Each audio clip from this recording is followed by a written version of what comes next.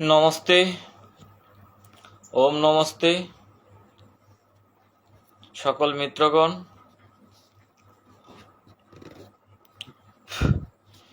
যোগ দর্শন প্রথম সমাধিপাদ সূত্র 1।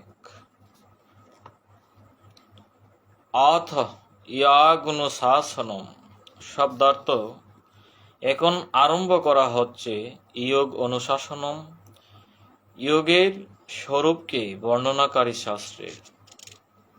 সূত্রার্থ এখন অর্থাৎ বর্তমানে যোগের বাস্তবিক প্রকৃত স্বরূপ কি সেই বিষয় বর্ণনাকারী শাস্ত্রের আরম্ভ করা হচ্ছে। ব্যাখ্যা।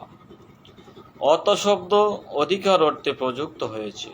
এই শব্দ আরম্ভকে সূচিত করে, অর্থাৎ এই যোগ নামক শাস্ত্রের আরম্ভ করা হচ্ছে।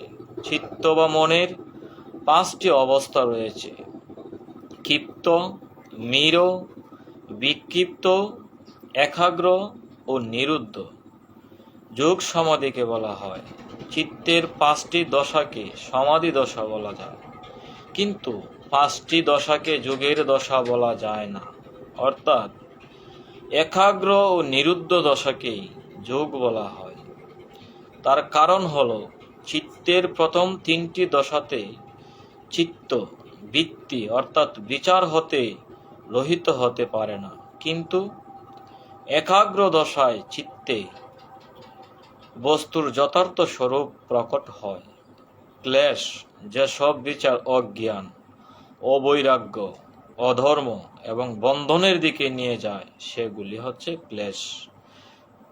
ক্ষীণ হয়, কর্মের বন্ধন শিথিল হয়, অবশেষে নিরুদ্ধ অর্থাৎ অসম্প্রজ্ঞাত সমাধি দশার দিকে নিয়ে যায়। যে অবস্থায় সকল বৃত্তি নিরুদ্ধ হয়ে যায়, সেই অবস্থাকে অসম্প্রজ্ঞাত সমাধি বলা হয়।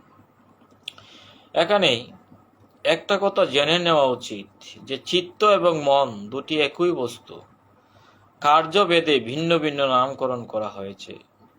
যখন মন দ্বারা কোনো বিষয়কে মনন করা হয় অথবা সংকল্প বিকল্প করা হয়, তখন তাকে মন বলা হয়, এবং যখন স্মরণ করা হয় তখন তাকে চিত্ত বলা হয়।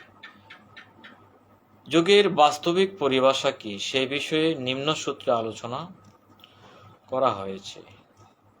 তো আজকের মতো যোগ দর্শন প্রথম সূত্রের আলোচনা এখানেই বিশ্রাম।